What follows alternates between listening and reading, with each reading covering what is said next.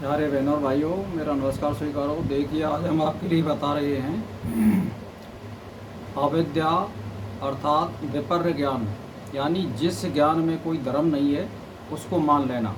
इसका मतलब ये होता है। तो देखिए, जैसे मान के चलिए हम कहीं रास्ते में जा रहे हैं और हमें कोई टायर वगैरह या कोई रस्सी वगैरह हमें रात में दिखाई दे देती है, तो हम जो है उसको ड्रग करके ठिठक करके शरफ आदि की संज्ञा मान लेते हैं और हमें एक भय व्याप्त हो जाता है।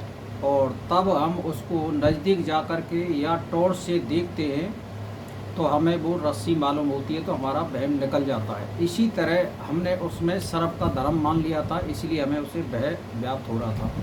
ऐसे ही इसमें जो अविद्या है उसमें नेम दे रखे हैं, जैसे अनित्य में नित्य का ज्ञान होना, इछलोक और परलोक की संपत्ति, वैभव, भोग, शरीर आदि नाशवान हैं और उस अविद्या से नित्य की कल्पना करते हैं कि ये कभी नाशवान नहीं होगा यह शरीर। इस तरह से अपवित्र को पवित्र मानना और अधर्म,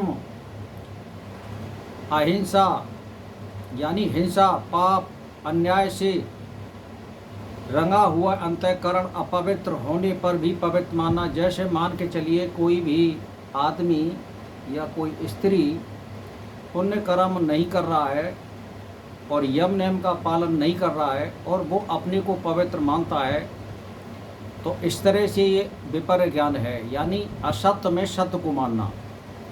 अब ऐसा जैसे दुख में सुख का ज्ञान, संसार के सब विषय दुखदायी जानते हैं हुए भी भोगों में सुखदायक समझकर उनमें आसक्त रहना। जैसे मान के चलिए इस संसार में जितने भी सुख हैं उसके एंड में दुख छिपा हुआ है, ये निश्चित है। अब उसको हम जो है स्थायी मान लेना, उस सुख को भी मतलब एक तरह से पूर्ण प्राप्ति मान लेना, ये विपर्य ज्ञान होता है। फिर आता है जैसे अनात्मा में आत्मा का भान होना, इंद्रिय, शरीर, चित्त, जड़ और आत्मा से भिन्न, परंतु मनुष्य अविद्या से इसी को अपना स्वरूप मानता है। आत्मा नित्य चेतन, यह जानते हुए भी अनात्मा में आत्मा का भाव पैदा कर लेना। ये सब क्या होता है, ये इसी तरह से जैसे मान के चलिए धन संपत्ति को या जमीन जायदाद को या पुत्र स्त्री को स्थायी संपत्ति मान लेने पर इसका कभी नाश नहीं होगा और मेरा भी नाश नहीं होगा, ये विपर्य ज्ञान है।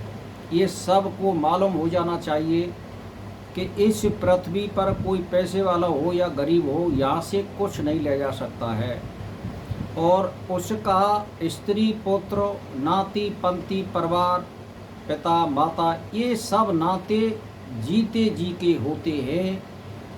मरण होने के बाद आत्मा का इनसे कोई नाता नहीं रहता है। ये तभी तक नाते हैं जब तक ये शरीर आपका विद्यमान है, उसके बाद इसका कोई नाता नहीं है, ना परिवार वालों का इस शरीर से कोई नाता रहता है। जैसे आपने देखा होगा कि जब मृत्यु को प्राप्त हो जाता है तो इसको जल्दी से जल्दी या शीघ्र से शीघ्र यानी मरघट की ओर ले जाने के लिए प्रेरित करते हैं और इसमें विलम्ब नहीं करते हैं।